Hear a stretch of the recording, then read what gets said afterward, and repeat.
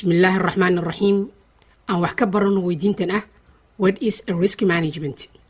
مارينتا قسارونيكا أما قطرها مالهان هل قيحيتان أو ليسكو وافقسينيهاي بلسا انتا آنان كهالين قيحيدا ugu macquulsan aan isla aragno badi midda la adeegsado taa oo ah in qasaaraha iyo hubanti la'aanta risk and uncertainty ay isleeyihiin ama isku micno yihiin balse waxaa jirta aragti kale oo dhahaysa in labadooda ay kala duwan yihiin oo qasaaraha ama risk waxaa lagu qeexi karaa xaalad la saadaalin karo dhicitaanka dhibka.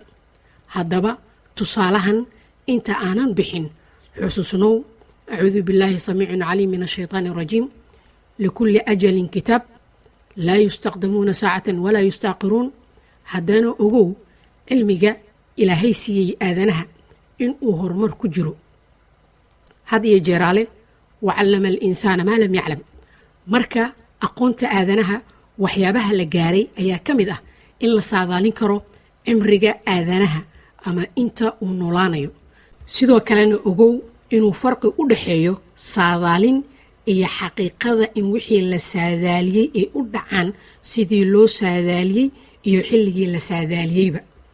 haddaan intaas isla fahnay aan u soo laabanno tusaalaha riskiga midda oo ah in la saadaaliyo xilliga dhimashada qof oo kale taa oo lagu saleeyo walxa kala duwan sida in qofka la baaro lana ogaado family history oo dhanka hooyada iyo dhanka aabbaha duruufta uu qofkaa ku soo koray kuna nool yahay oo kale.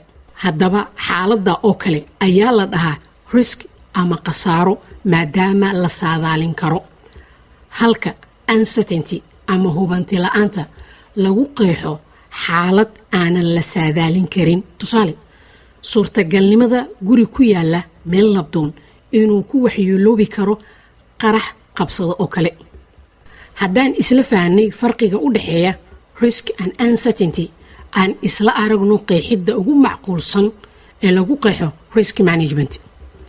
maareynta qasaaraha waa qaab inoo suurtagelisa ogaanshiyaha meelaha aan ka nugulnahay ama dhibaatada ay uga imaan karto shirkadaha iyo shakhsiyaadka kadibna aan ku xulan karno qaabka ku habboon oo aan ku wajihi karno dhibkaa laga yaabo inuu dhaco.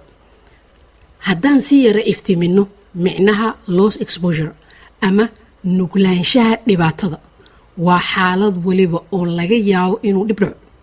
ogowna dhibkaa waa mid dhici karo ama aanan dhici karin.